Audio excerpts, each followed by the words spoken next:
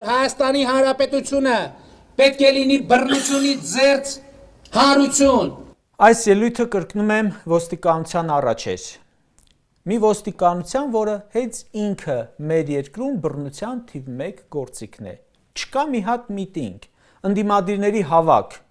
ակցիա, որը չավարտվի ոստիկանության բեսպրեդելով։ Հետո նույն այդ խոսքերը ասաց Նիկոլը շնորհակալություն չհայտնի ոստիկաններին բռնությունների համար։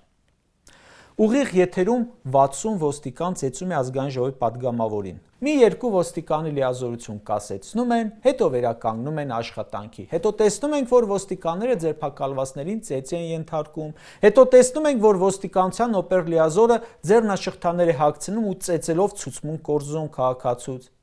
Հետո ինչ որ Նիկոլը կոկորդ էր պատրում, թե բռնությամբ հարցեր չի լուծվելու մեր երկրում։ Ժորժ ջան, քանի որ թաղայինները, օպերները, ուժայինները զբաղված են Նիկոլի աթոռի պահպանմամբ, քրեական տարրերը նրա համար ձայն բերելով, երկիրը բախտի քմահաճույքին է։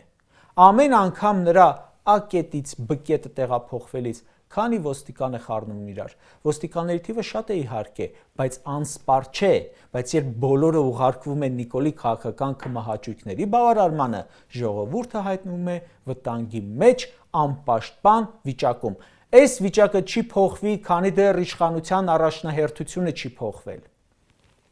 Այս իրավիճակը չի փոխվի, քանի դեռ բռնությունը երկրի փաստացի ղեկավարի գլխավոր զենքն է։ Նիկոլ Փաշինյանը մեր երկրում իմ գնահատմամբ բռնության թիվ 1 քարոզիչներից է։ Այն մուրճը ինքն է ճոճում, չէ՞։ Նրա բառապաշարը բռնություն է։ Նրա ելույթները գլուխ ու ոտքեր ջարդելու մասին են։